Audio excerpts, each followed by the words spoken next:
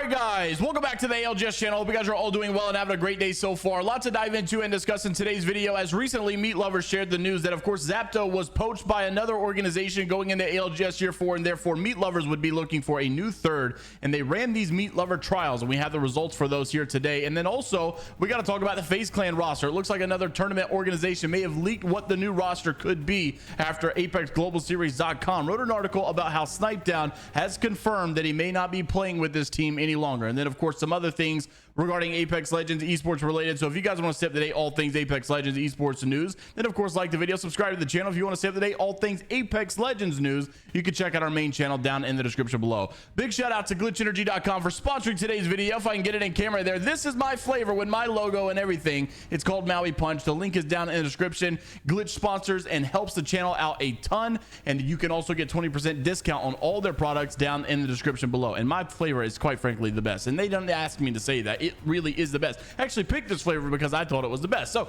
try it out down below. Without further ado, let's dive into it. First thing I wanted to make mention of was coming from meat lovers and tech specifically with these meat lover trials. So of course, after Zapto was moving on to a new team, and of course we're still wondering where in the world this may be. We've heard Dark Zero, we've heard FaZe, we've heard all kind of stuff, but no no real results yet. So we're just still waiting around to see. But meat lovers is of course moving on. Meat lover trials 2.0, and tech hosted these yesterday, and it was like a really thought out process. It started off with 3 lobbies of 60, so 60 times 3. A lot of people were getting in this, a lot of people were getting involved, and of course a lot of people were seeing results. But it came down to, of course, controller players at the end of the day. Now he did say that this was for controller players only, then he opened it up to mouse and keyboard players also. And after he opened it up, it seemed like at the end of the day it didn't matter, because controller players still dominated. And so first off, Awakening won the entire meat lover trials in first place.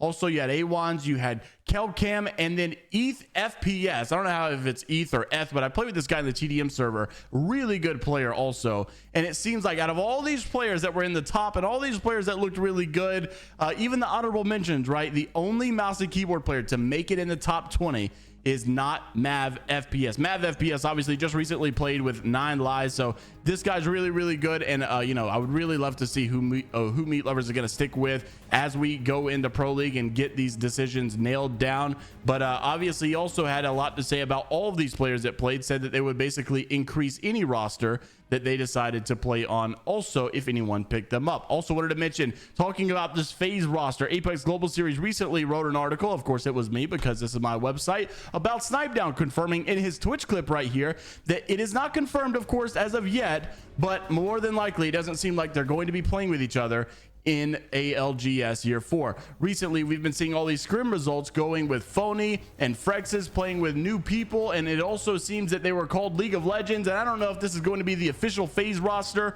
or if Snipedown may be building a new FaZe roster and Phony may be going to a different team. I don't know exactly how it's all going to work, but the roster of Phony and Frexes seems to be moving on without Snipedown. Not anything confirmed, but earlier BoomTV did leak out the roster, or I guess not leak, but announce it, that they were going to be playing under FaZe Clan for the BoomTV $50,000, I believe, presented by National Guard. And this roster would consist, it says, welcome FaZe Clan to the Code Freedom Finals presented by National Guard, Phony, Frexes, and Xynew. This would be a crazy, once again, another triple stack controller squad.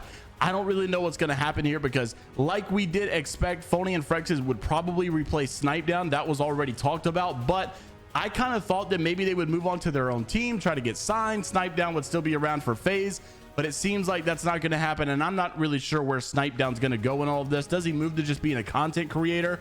What exactly is the future for Snipedown? Of course, we don't know, but wishing him the absolute best, because he's still a staple, I think, in the Apex Legends competitive scene. Hopefully all things work out. Maybe he'll find himself on a roster, not sure, but of course you can stay tuned right here. Also wanted to mention, coming from ImperialHal himself, talking about a lot of the drama in the Apex Legends rank scene, because we've even seen recently that all these rank grinders are getting fed up, they're getting aggravated, and a lot of problems are coming out. And still to this day, after all of these things that are going on, ImperialHal, Sweet Dreams, I'm glad that they're still taking it to the forefront of content creation to talk about issues within the scene.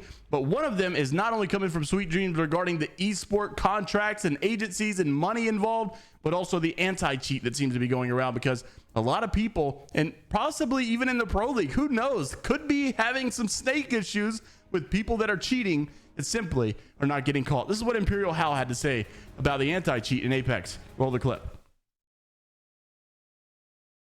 Black holes, relativity becomes, well, relative.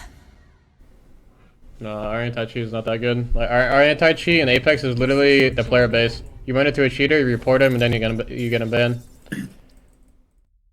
And honestly, nothing could be further from the truth. I mean, opposite way around that. It is the absolute truth is what I'm trying to say, but it's kind of sad. There's really no automated system that works really well in Apex, and it seems like we're just kind of at a system where the anti-cheat is making tweets or things going viral, making YouTube videos about specific players and bringing awareness, bringing attention, bringing a social uproar about a specific player in order to have Respawn check them out and get banned. And then, you know, of course, people will start to flex, like, look at all these cheaters and players that we've banned. But it's not because of a great automated system. It's more so because the community is doing all the dirty and hard work. Well, not all, but a lot of it, and a lot of the heavy lifting as well. Also wanted to mention, just as we wrap the video up, a lot of conversation coming from Sweet Dreams about the Apex Legends, not just Apex Legends in general, but just esports in general, but Apex specifically, because I've actually heard from multiple agencies that although you may think that these Apex Legend pros and just creators in general may be getting these fat bags, really only a select few are getting a lot of money.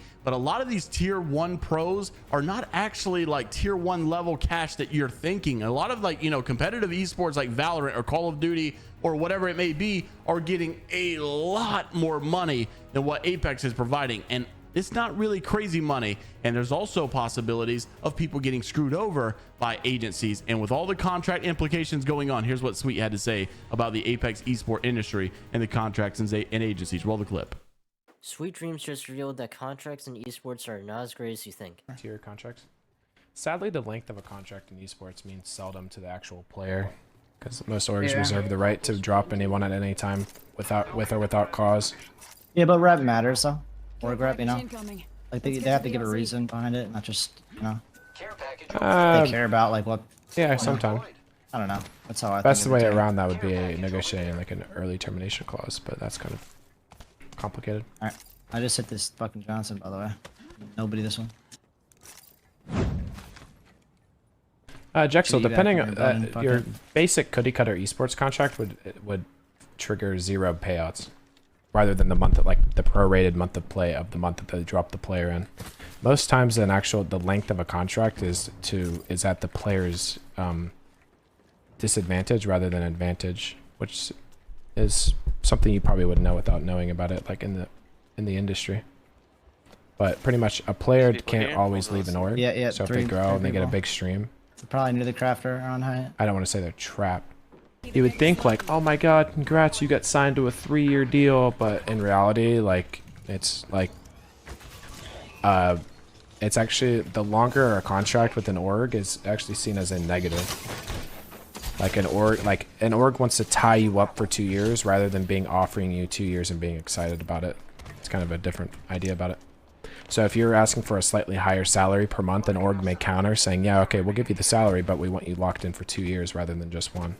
So, of course, a lot of people don't really think about it like that, and it kind of is sad to think that a lot of Apex pros in general may be looking for this game-changing opportunity to change their life to go into pro league and whatever it may be. They sign something premature, not knowing exactly what they're getting themselves into. And a lot of agencies, a lot of teams out there are really looking to basically not go about it the right way. But nonetheless, of course, Apex Legends esports for year 4 continues on.